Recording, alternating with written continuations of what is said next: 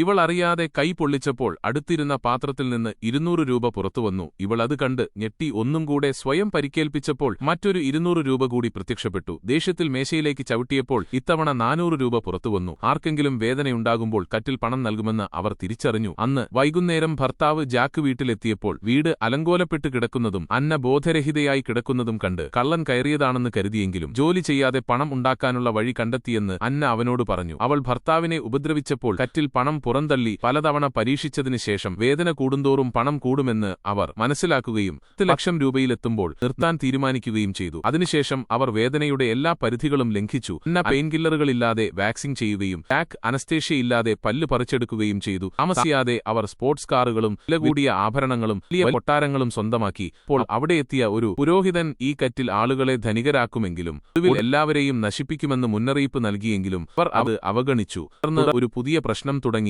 അവരുടെ ശരീരത്തിന് വേദന അറിയുന്നത് കുറഞ്ഞു തുടങ്ങിയപ്പോൾ കറ്റിൽ നൽകുന്ന പണവും കുറഞ്ഞു. വേറെയെങ്കിലും പരിക്കേറ്റാലും കറ്റിൽ പണം നൽകുമെന്ന് അന്ന ശ്രദ്ധിച്ചതോടെ ഒരു വയസ്സുകാരനെ കാറിടിപ്പിക്കാൻ നോക്കിയെങ്കിലും ജാളെ തടഞ്ഞു. തമ്മിൽ തർക്കമുണ്ടാവുകയും ദേഷ്യം പറഞ്ഞ ഓരോ വേദനാജനകമായ വാക്കും കൂടുതൽ പണം തുപ്പാൻ ഇടയാക്കുകയും ചെയ്തു.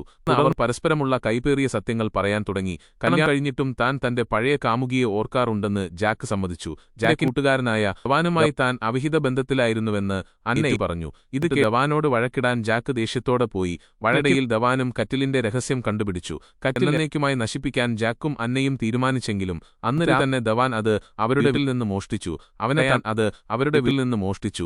തടയാൻ അവർ അവന്റെ വീട്ടിലേക്ക് പാഞ്ഞിലും അവിടെ തകർന്ന് രക്തം ചിന്തി കിടക്കുന്നതും ദവാൻ ഭാര്യയും വേദനയുണ്ടാക്കി പണം സമ്പാദിക്കുന്നതുമാണ് കണ്ടത്. കറ്റിൽ കൊടുക്കാൻ അയാൾക്ക് ഉദ്ദേശ്യമില്ലായിരുന്നു.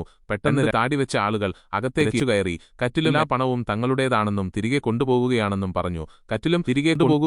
പറഞ്ഞു. കറ്റിൽ പണം ഭക്ഷിച്ചുകൊണ്ടിരിക്കെ അവിടെ വലിയ വെടിവയ്പ് നടന്നു. ഒടുവിലാകെ 4 ശവം പണത്തിന്റെ മലയും കിടന്നിരുന്നു. ജാക്ക് അന്നയും പുറത്തിറങ്ങിയപ്പോൾ അതേ പുരോഹിതനെ വീണ്ടും കണ്ടുമുട്ടി.